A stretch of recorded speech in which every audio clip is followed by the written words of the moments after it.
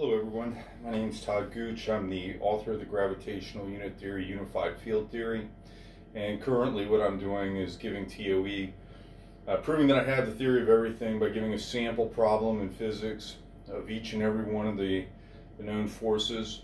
And currently I've actually done it by sample problem 10, which you guys are mostly aware of out there. I put it in all the groups. Tried to get it to as many of the universities as I could in their physics department. But in the case of gravity, I get 6.30813 times 10 to the 25th newtons for my problem for both the standard and the TOE gravity, giving me a 0% difference between the two in gravity, classical gravity. I'm not going to go to the actual numbers, but I ended up getting for electromagnetic repulsive 1 times 10 to the minus 5th percent difference, and the same thing for electromagnetism attractive force, 1 times 10 to the minus 5th percent difference. Basically 0% difference. The reason why we don't have 0% difference is the amount of digits they calculate k in and consider it exact in the standard model, and the number of digits that they give you g for, along with it having a standard deviation. So, but basically spot on. You call it a 0% difference in the results for gravity and the electromagnetic force. However, when we get down into the nucleus, we start doing the strong force and the weak force. And what happens there is I end up with a 77% difference, approximately 76.919% difference between what the standard model is calculating for the strong force and the weak force, and what I'm calculating with TOE for the weak force and the strong force. I wrote this, I actually did this work probably 8 years ago or more. It's been a long time since I was able to look it over, but I actually had TOE this long. It's just now getting back around to doing the actual physics, all the way to the appropriate significant digits, etc. The work in the book that I have out,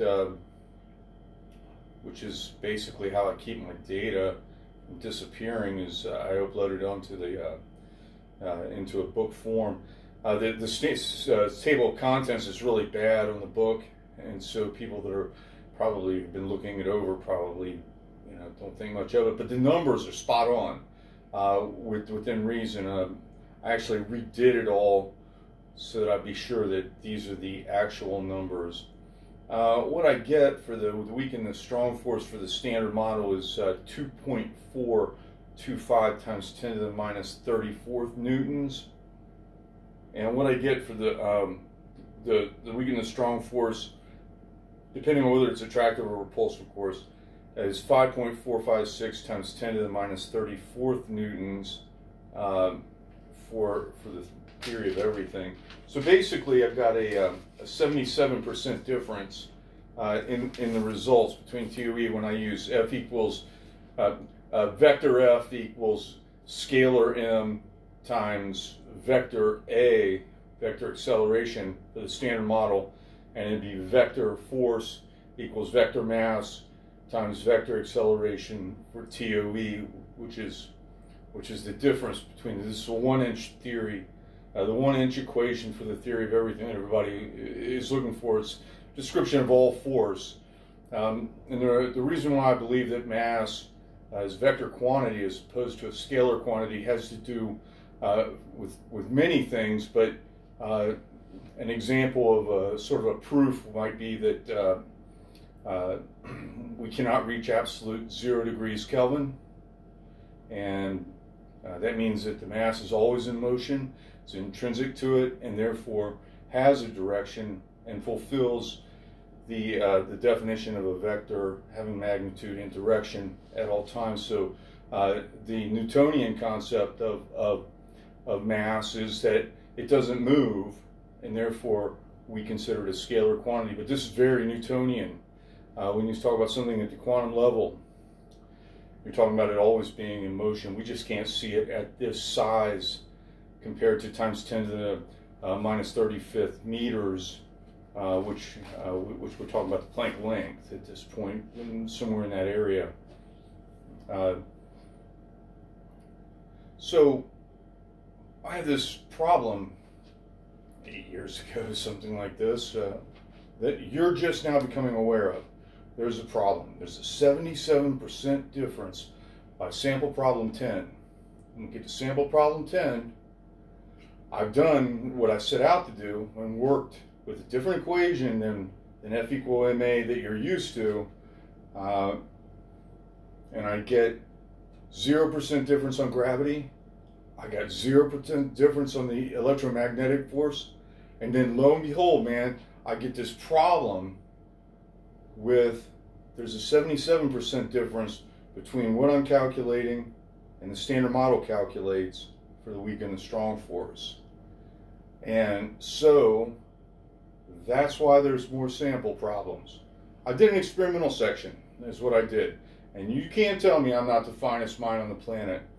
You cannot tell me, after seeing the physics that I'm about to do, that I'm not the finest mind. And so what I did was, I have a new model for the atom. I can construct a hydrogen atom from the ground up. I know exactly what this thing looks like. As opposed to standard model. Standard model is talking about, well, we got a little ball, and inside that ball is a proton. It's a ball. And if we want to make it heavier, we got some more balls in there, and those are neutrons. Yeah, you can't even calculate. You can't even calculate these numbers another way using the standard model. So I used the numbers that I had for TOE as my new standard. They would be sample problems 6 and 8, I believe. I'm sorry, 8 and 10. Sample problems 8 and 10 as the standards for problems 11 and 12. And then what I did was I used my model of the atom. So on the bottom of a hydrogen atom, you've got 3 quarks. I talk about the quark here. I actually geometrically constructed the quark from confirmed Hadron Collider data from over 12,000 string theorists. And so that's my one quark. That's the only thing I need is this one quark. Then I use that quark. On the bottom of the hydrogen nucleus, 3 quarks. In the center,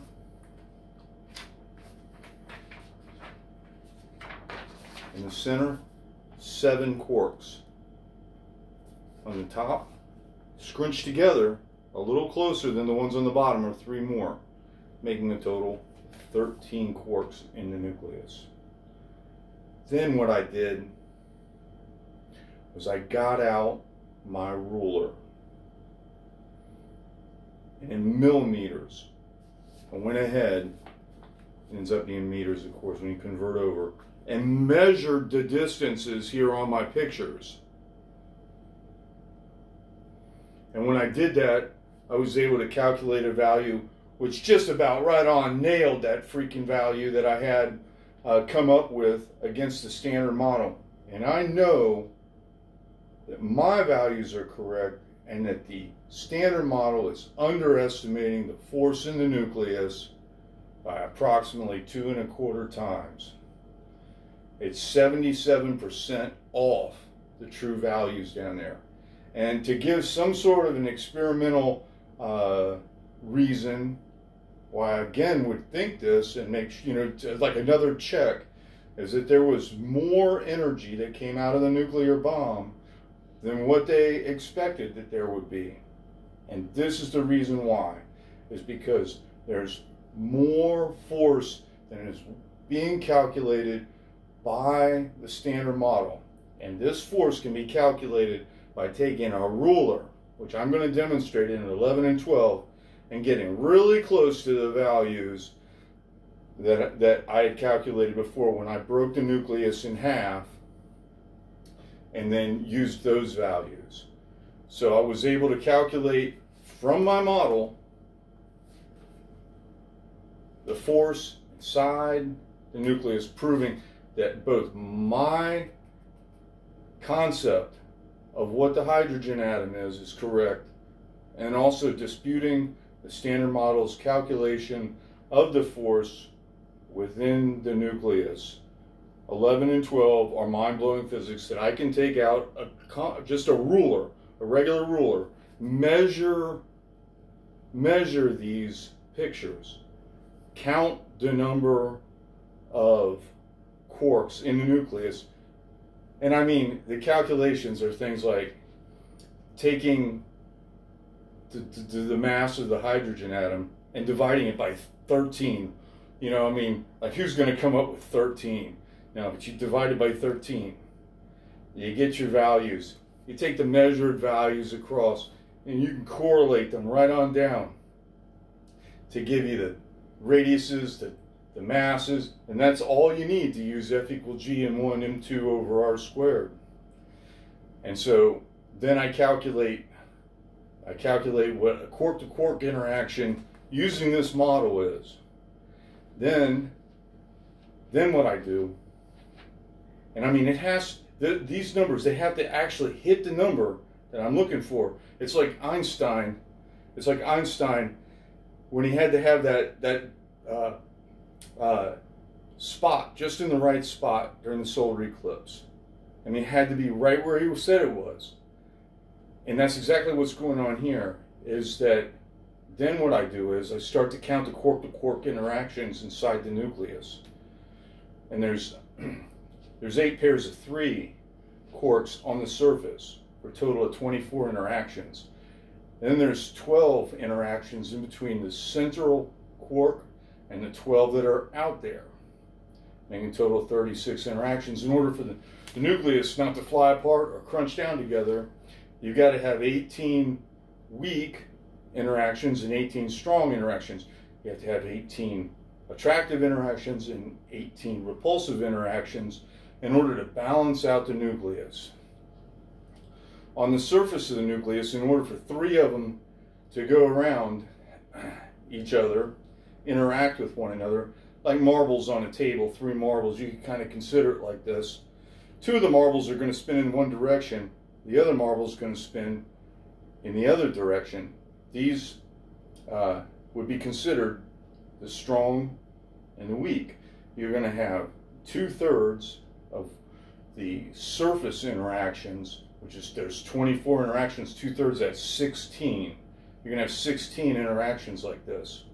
On the outside, caging in this central sphere that is reacting, in order for there to be 18, there's 10 weak or repulsive interactions going on with the central sphere, excuse me, and 2 strong interactions. So it's like a golf ball with a bunch of rubber bands ready to, like this, but they're caged in by the strong force that causes the outer lattice shell to hold in that central sphere in this way.